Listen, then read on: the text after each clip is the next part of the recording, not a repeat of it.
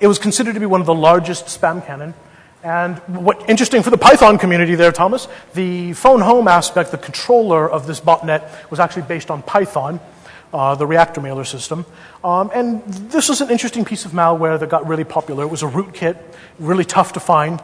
It actually was invisible because of the way it attached to the drivers within the operating system and the network drivers themselves, so that if you tried to do like a TCP dump, you couldn't see it because you were using the normal network drivers from Windows, and it was basically told to hide the fact that it was phoning home and to hide the spam it was sending out. So you needed an independent way of verifying that your system was compromised. And initial versions were all fixed IP addressed to McColo. And that's why I wanted to mention, this was a big thing in the news at the end of last year, that McColo was, taken down by the good guys. And I was a part of that, and that's why I wanted to mention this. It was great. It was interesting to take it down. The malware itself cost about $500, incredibly cheap, and this is what gets installed on the Windows PC. And like I said earlier, the fake video codec social engineering was its main way of spreading and getting people interested. And then the phone home to the msiesettings.com, which was an iframe affiliate site, so there was a profit motive. I won't go into how all the affiliate profit thing works, but it's a way of making money. These were some of the sites that were compromised. As you can see, quite a few, including several government sites in various countries around the world that actually had the websites that were compromised with the iframe. So these are the numbers of the botnet. When we did the takedown of the botnet, myself and some antivirus researchers, we basically ran a botpot and took over the botnet and did some measurement, find out how big it was, and then send notifications out to providers saying, your customers have a problem. In some cases, our customers have a problem. We had about 145,000 systems the first day, unique. And just over the course of that particular week in November, you can see the number of types of connections to our botpot. HTTP, and over 2 million for IRC. But when McColo went away, because of the efforts of the incident response community, we had something that looked a bit like this. McColo gets turned off, the botnet gets incredibly busy, but then McColo got turned back on because of a Dutch provider who made an oops. And it wasn't us. That provider ended up providing transit connections to the IP addresses that McColo was running, and the botnet went back on. So the McColo goes off, and our botnet gets populated by all the infected systems, and the McColo comes back on, and you can see the numbers just dove right off. In terms of spam effect, you can see towards the beginning of the week there, that's when we acted, was over the weekend. It was on a Sunday.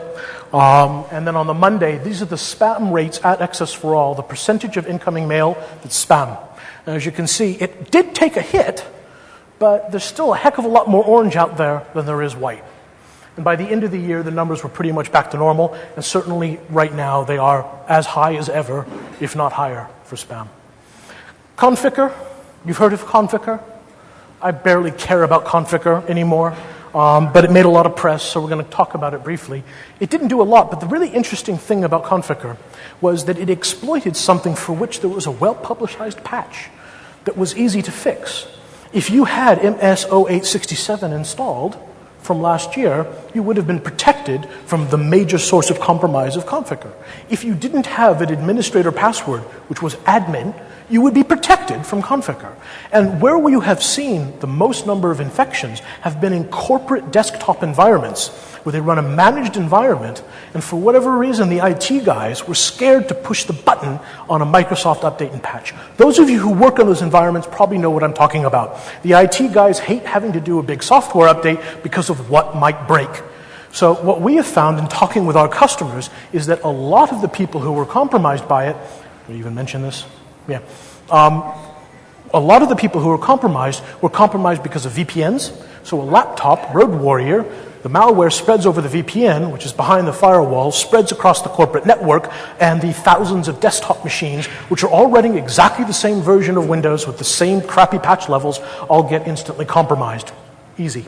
So that's why Conficker has been the success it has been. There's been an incredible effort on the part of the good guy community, the white hats, to try to analyze this, to understand it. It had a number of firsts, especially cryptographic firsts. Some of the cryptographic algorithms used in Conficker were absolutely fascinating, which showed that the evolution of malware is definitely an issue that we as an ISP have to kind of sort of worry about. But by thinking about this too much, again, you get sidetracked. This is fascinating stuff. And I'm sure there are people here who are thinking, God, I would love to look at the source code.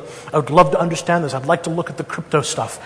And that's fine. But that doesn't really fix the source of the cause of the problem. It doesn't really fix the actual solution of making sure that this guy doesn't click on a link. Right?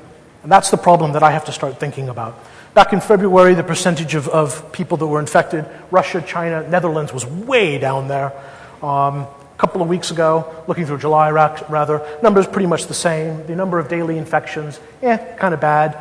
Comes up to about 4.7 million unique systems around the internet. And it's actually a little bit more when you start looking behind that, and that's something you can do with Conficker. But that's another story. And technically, I've got 7 minutes, so I'm going to skip ahead. And I'm going to talk a little bit briefly now about clouds. Do you get the joke?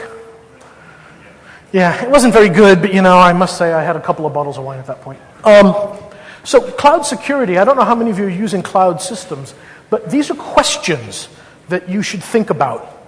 Certainly, Google is evil. Kidding. Yeah, 10 minutes. Yeah, sure, you're funny. Where is your data? What are the regulatory oversight and impacts of where that data is located?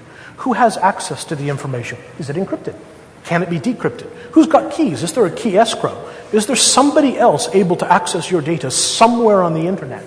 Are you obeying the laws of your country or of somebody else's country?